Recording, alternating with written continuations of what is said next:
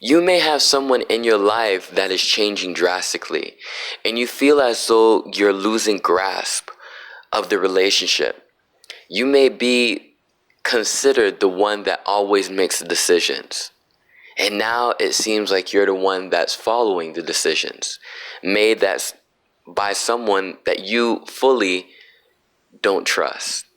But God reminds us that everything is for a reason.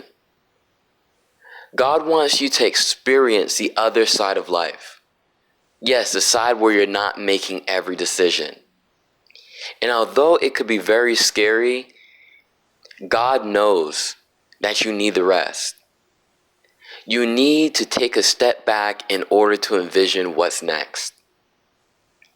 So allow that person within your life, that spouse, to go ahead and make the decisions.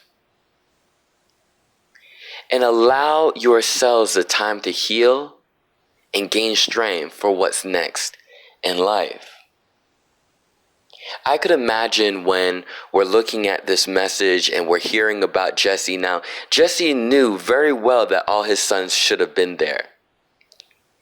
But looking at the youngest and how he's tending to the sheep, surely he's not the one.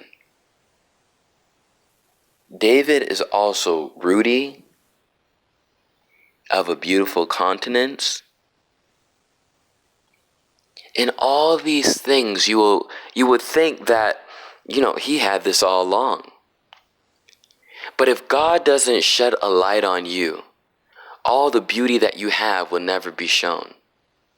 The same way the world has been here from the very beginning, but until the Spirit came upon the floods and it saw how it was void, and until the light came and until the creatures were created, it was nothing. No one could have understood the beauty that this world could behold. So where am I going with this? If you don't put your lives in God's hand, you're never working at your full potential. Regardless of your successes in life, you will never understand what it feels like to be truly successful. We could only imagine what's good in this life. But that's the problem. When we imagine, we're left up to our hearts, our minds, all these external cues, right? That helps us make a decision, as well as internal cues. We make good decisions, we make bad decisions. Some linger a little bit longer than others, but the whole idea is when we trust and we listen to God, every single decision that God would tell us to do will be the right decision. And it is worth waiting on his advice. When we see Job and all the questions and all the worrying and all the doubts and how the friends went ahead and only added to his worries. His wife even telling him to curse God and die. We don't hear God's voice, because God will not entertain foolish questions. He wants you to understand that he wants you to abide in whatever he puts you in. Why? Because you're strong enough. Not only that, but there's someone who's watching who needs it. Or there may be something that God wants you to learn. God's not one to tempt, but he is one to teach. And he will teach you the greatest life lessons. Because when you're in that pit and you've lost everything, it feels as though all hope is lost.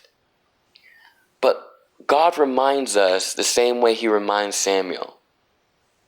If I make a decision and I've rejected someone, or I've taken something away from you, there's something always better in store. What God likes to do often is show us that we really haven't lost anything. When we look at Job, Job is a perfect example of that. Why? Because we're looking at him and we're saying, man, your children are gone, your possessions are taken, your wife is cursing you to your face, and here comes your friends ready to blame you for problems that you've never done. But God shows Job That although people may curse you because they see the remnant of your blessings are gone, it doesn't mean that your blessing, your true blessing, which is within you, is over. God says, I will abide in you and you will abide with me. And know that no good thing shall be withheld from you. So what that means is that although the remnant of your blessing, so the money, the car, the homes, the girlfriend, the relationships within your life are leaving you, the blessing is within you, which is God, and how you serve him.